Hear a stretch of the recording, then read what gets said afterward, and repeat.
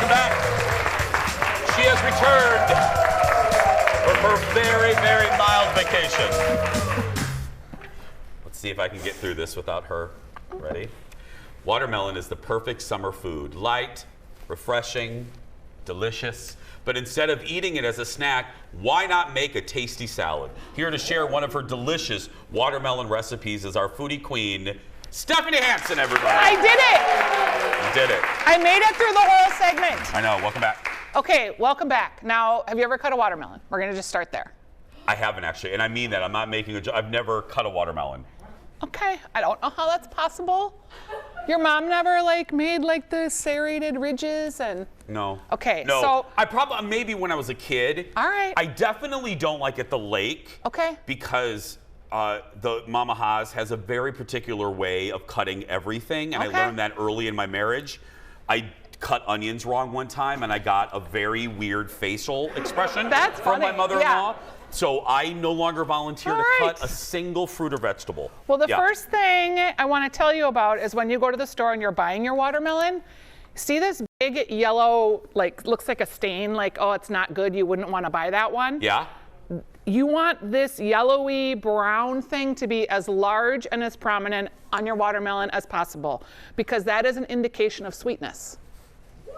What? So yeah, I found that out because I was always not buying that one. I was trying to buy, something that looked a little, but that is indicating that this is a sweet watermelon. Okay, so you cut off the butt. You cut off the butt and you cut off the hat. Okay. And then you go ahead and you cut down the sides. Now this is if we're gonna make chunks like we want in our little salad there. First of all, let me just acknowledge, that is a super sharp knife that you are wielding. You need a sharp knife. That is real. Look at that. You can't cook if you don't have a good knife. I was, we'll talk about this in a bit because I was just on a sailing trip. Yeah. And literally the only knife we had in the whole kitchen was a serrated butter knife. Oh, sorry about that. Yeah, it was hard to really get a lot going with that. Yeah, okay. Okay, so you're just going along here and you're cutting off the outside. And what we're gonna do is we're gonna make this into a delicious watermelon salad. Now, have you ever had watermelon salad? I have. Okay, because it's weird. It's grown in popularity lately. I've seen it in a lot more places. Because it's so delicious, but the first time you have it, you're like, oh, I don't know about that, watermelon salad. So what I like to do is cut it into chunks. Is that what people really say? I go, oh, I don't know. Okay, so now we've got our big halves, right? And I'm just gonna squish this one over there. Yeah, it's delicious. So here's how you make your chunks, and it's easy. Okay, so all set. You're just gonna go, I want a 1-inch chunk. Okay. So I'm cutting down like this. And then the magic. The magic. You cut along the top. Okay? Oh, because you know what I would have instantly have done? I would have gone like that. Yes. But you go on from the top. Yes. And now, look, you have, oh, wait. I'm a little rusty. Okay, now. She's been drunk on a boat for 2 weeks, so you have to excuse her. Okay, so now you go back through and you've got the good little 1-inch chunkity chunks. Yeah. Okay? Oh, okay, yeah.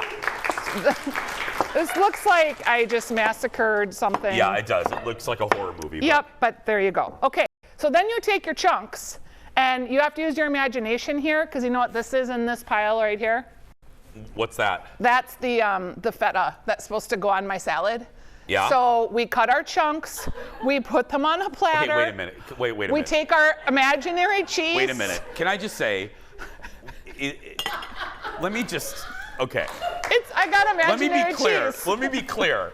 This is a salad with three ingredients. And I forgot one. And you forgot I'm one telling of the you, 3 ingredients. I'm totally rusty. It's my first time back. The hell did you do in Croatia? We're gonna find I did out actually in a nothing. minute. Yeah. Yeah. Okay, I'm sorry. So what's already in here? Okay, so we just have a little olive oil, a little honey, a little salt that I brought back from Croatia that caused my husband's bag to be very immensely searched. Wait, what? I put the salt in the bag and it set off the alarms and he was searched and it was all, they were looking and he was already making fun of me. Are you sure it's salt? Yeah, no. So we just have a little dressing that we're making with our fancy Croatian salt, What? a little olive oil, a little honey, a little lime. But Steph, people don't have to go to Croatia. No. They can just use regular salt, Yeah, right? or just table salt. Okay, yeah. because what makes Croatian salt? Honestly, Yeah. they have old-fashioned salt pits there. Oh, okay. And it's a little less salty, which sounds weird, but sometimes you want like more of like a finishing salt. Yeah. That is just giving a little bit of a hint of salt, which is great with the watermelon salad. Okay. So if you can imagine, we've got our watermelon chunks, we've got our beautifully dressed salad. Yeah. We're gonna hit it with a little bit of mint. We've already put on our imaginary feta cheese that is so delicious. Let's act like there's feta, everybody.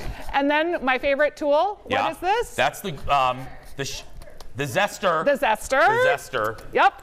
And now we have a delicious watermelon salad. And if you don't eat cheese, Okay.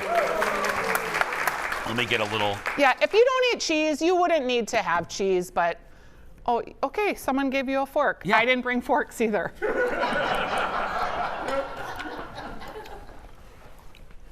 Oh. Now imagine how much better it would be with the cheese. You know what would go really well with that? Feta. It would be amazing. Feta would be amazing in that recipe. Okay, and if you're like having an appetizer party, Yeah. you just get a little skewer and you skewer a square of feta that we're imagining again with a little leaf mint, or you can use basil too. Yeah. Or you could even put a tomato with the watermelon. That sounds weird, but it's quite delicious. That's fantastic. All joking aside, that's really good. Make that, everybody. The recipe today will be featured on Stephanie's website, stephaniesdish.com. We're going to post this a little bit later on our social channels. So search for Jason Show TV after the break. Stephanie, I'm choking on the mint, just got back from an awesome trip. Wait till you hear about it when we come back. Back in a moment.